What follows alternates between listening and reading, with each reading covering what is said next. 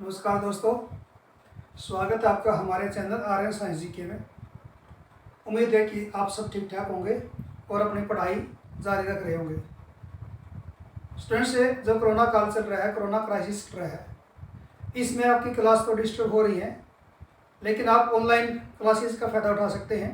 यानी कि different channel से आप जो ऑनलाइन एजुकेशन ले रहे हो, मैं भी आपको जो है समय पर इस प्रकार के जो साइंस के टॉपिक लेके आता हूँ और उम्मीद करता हूँ कि आपको पूरा टॉपिक क्लियर करने की कोशिश करता हूँ और आपको समझ में आ भी जाता होगा। तो आज मैं आपके सामने एक टॉपिक लेके आया हूँ ब्लड के बारे में। पूरा टॉपिक जो है मैं आपको क्लियर करने की कोशिश करूँगा। ये एकेडमिक में तो आते ही हैं, यानी कि जब आप क्लासेस में 9वीं 10वीं 11वीं क्लासेस के अंदर का टॉपिक पढ़ते हैं ब्लड का। इसके अलावा जब जो कंपटीशन की तैयारी करते हो या HSCC की तैयारी करते हो या दूसरे कंपटीशन एग्जाम के अंदर बैठते हो, तो ब्लड से रिलेटेड एक प्रश्न या दो प्रश्न आपको जरूर आता है उसमें से। तो हम जो है कम समय में आपको मैक्सिमम कराने की कोशिश करूँगा मैं। तो बने रहिए हमारे साथ और वीडियो को लास्ट तक देखिए। और वीडियो आपको पसंद आए तो उसको लाइक करिए, शेयर करिए, सब्सक्राइब भी करिए और बेल आइकन का बटन भी दबाइए। तो शुरू करते हैं। हमारा जो आज का टॉपिक है वो टॉपिक है ब्लड का। हम बात करेंगे ह्यूमन ब्लड के बारे में, रुधिर के बारे में। यानी कि रुधिर क्या है?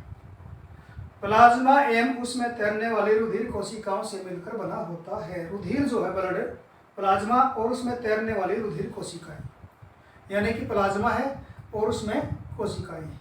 अगर कोशिकाओं की बात करें तो इसमें 3 प्रकार की कोशिकाएं पाई जाती हैं, जिसको हम डिस्कस भी करेंगे, RBC, WBC और प्लेटलेट्स के बारे में। तो रुधिर क्या हो गया? प्लाज्मा हो गया और उसमें तैरने वाली कोशिकाएं, ये मिलकर किसका निर्माण करते हैं? रुधिर का।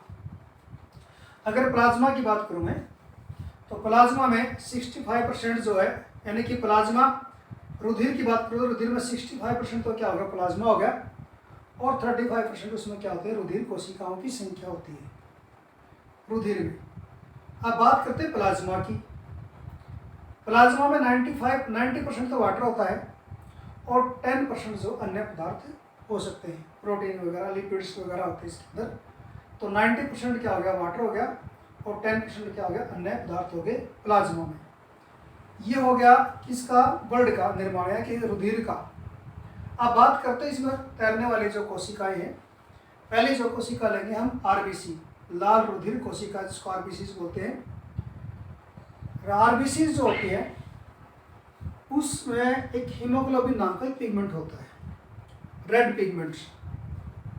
उस पिगमेंट के कारण ही जो ब्लड का जो रंग है वो लाल होता है। और ये हीमोग्लोबिन किस में पाया जाता है? RBC के अंदर पाया जाता है। यानी कि हमारी रुधिर की कोशिकाएं जो है RBC, लाल रक्त कणिकाएं, उसमें हीमोग्लोबिन पाया जाता है, जिसके कारण क्या होता है? इसका रंग लाल होता है। हीमोग्लोबिन का कार्य क्या है? हीमोग्लोबिन जो है हमारे लंग्स से ऑक्सीजन लेके पूरी बॉडी के अंदर जाता है और पूरी बॉडी के अंदर से जो कार्बन डाइऑक्साइड बनती है, जब माइटोकॉन्ड्रिया के अंदर डाइजेशन होता है, भोजन का पाचन होता है, वहाँ से कार्बन डाइऑक्साइड निकलते हैं, उसको लेकर वापस लंग्स तक आता है। यानी कि जब ऑक्सीजन लेके जाता था, इस हीमोग्लोबिन का नाम ऑक्सी हीमोग्लोबिन हो जाता है। और जब वापस कार्बन डाइऑक्साइड जुड़ किसके साथ आती है तो इसका नाम कार्बोक्सी हीमोग्लोबिन हो जाता है। ये कार्य है हीमोग्लोबिन का। अब बात करूँ तो RBC का जो लाइफ स्पैन होता है वो 120 दिन का होता है। यानी कि जीवन काल जो RBC का वो कितना होता है? 120 दिन का। 120 दिन के बाद ये डेड हो जाती है, खत्म हो जाती है। अब बात करते हैं RBC बनती कहाँ है?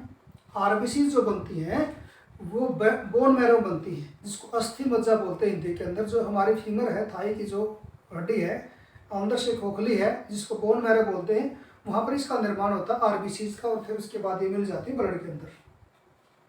ये था RBC के बारे में। अब दूसरी कोशिका देखते हैं, इसके अंदर WBC, यानी कि व्हाइट ब्लड कॉर्पस्कल्स।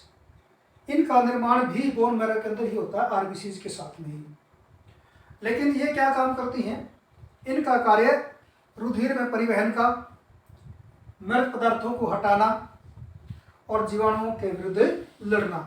यानी कि WBC जो होती हैं वो किसी किस्म से हमारे शरीर की सैनिक है। यानी कि जो दिन प्रतिदिन हम सांस लेते हैं या खाना खाते हैं, उसके साथ जो भी रोगाणु चले जाते हैं उससे फाइट करने की कोशिश करती है, यानी को खत्म करने की कोशिश करती हैं।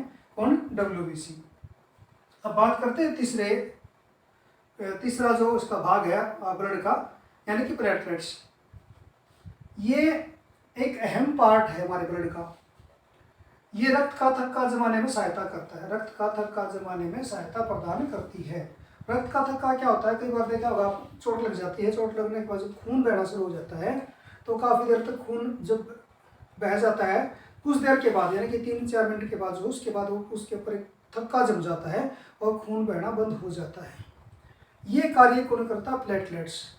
थ्रोम्बिन हार्मोन्स होते हैं जो एक नेट टाइप रचना बनाते हैं, जाली जहाँ पर चोट लगी होती है वहाँ पर ये प्लेटलेट्स फंस जाते हैं और उसके ऊपर एक पूरा थक्का जम जाता है ताकि ब्लड उसमें से बाहर ना निकले। ये एक इम्पोर्टेंट पार्ट है ब्लड का। कौन? प्लेटलेट्स। तो ये 3 प्रकार की हमने जो कोशिकाएं रुधिर के अंदर पाई जाती हैं, आरबीसीज कहाँ बनती हैं, इनका कार्य क्या है, डब्ल्यूबीसीज इनका कार्य क्या है, और प्लेटलेट्स इनका कार्य क्या है। अब बात करते हैं इसका जो पार्ट है ब्लड का, ब्लड ग्रुप। ब्लड ग्रुप क्या होता है? कार्ल लैंडस्टीनर ने 1902 में ब्लड ग्रुप की खोज की थी। सबसे पहले किसने खोज की थी? कार्ल लैंडस्टीनर ने 1902 में। अब ये मनुष्य में 4 प्रकार का ब्लड ग्रुप आ जाता है। Blood group A, blood group B, A B और ओ। किसी में ए होता है, किसी में बी होता है, किसी में ए बी होता है, किसी में ओ होता है। ये अलग अलग प्रकार, इसमें ए प्लस भी होता है, बी पॉजिटिव भी होता है, ए बी पॉजिटिव भी होता है, ओ पॉजिटिव भी होता है, ओ नेगेटिव भी होता है।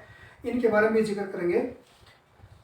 पहले बात करते हैं ओ ग्रुप वाला व्यक्ति जो यूनिवर्सल डोनर होता है, यानी कि ओ ग्रुप जिसका ब्लड ग्रुप ओ है वो यूनिवर्सल डोनर यानी कि किसी को भी वो ब्लड डोनेट कर सकता है। इसके विपरीत अगर ए बी ग्रुप वाला व्यक्ति है वो यूनिवर्सल रिसिपेंट है, यानी कि वो सर्वाग्राही है, वो किसी का भी खून ले सकता है। ये रिसिपेंट और डोनर यानी कि उनकी बात होगी। अब बात करते हैं आरएच फैक्टर यानी कि पॉजिटिव और नेगेटिव की। जिन व्यक्तियों में आरएच, पहले बात तो आरएच फैक्टर है क्या? आरएच फैक्टर जो है वो एक प्रकार का एंटीजन है और वो एंटीजन जिसमें आरएच एंटीजन पाया जाता है वो आरएच पॉजिटिव है और जिसमें आरएच एंटीजन नहीं पाया जाता तो वो आरएच नेगेटिव है, यानी कि प्रकार का एंटीजन है। जिस मनुष्य में आरएच पाया जाता है वो आरएच पॉजिटिव हो गया, जिसमें आरएच नहीं पाया जाता वो आरएच नेगेटिव हो गया। और भारत में 97% लोग जो है वो आरएच पॉजिटिव है, यानी कि उनमें ये एंटीजन पाया जाता है। इसी के कारण जो है ब्लड ग्रुप भी ए बी पॉजिटिव और नेगेटिव होते हैं। एक बात और मैं आपको डिस्कस करना चाहता हूँ, नोट जमन दे रखा है स्पेशल। यदि आरएच नेगेटिव वाले व्यक्ति को आरएच पॉजिटिव ब्लड दे दिया जाए तो उसकी डेथ भी हो सकती है, यानी कि जो हमने डोनेट करने से पहले उसको हमने आरएच पॉजिटिव और नेगेटिव दोनों फैक्टर को देखना पड़ता है, यानी कि रेसिपिएंट आरएच पॉजिटिव है या नेगेटिव है और डोनर आरएच पॉजिटिव है या नेगेटिव है, इसकी छानबीन करके ही तभी हम डोनेट कर सकते हैं।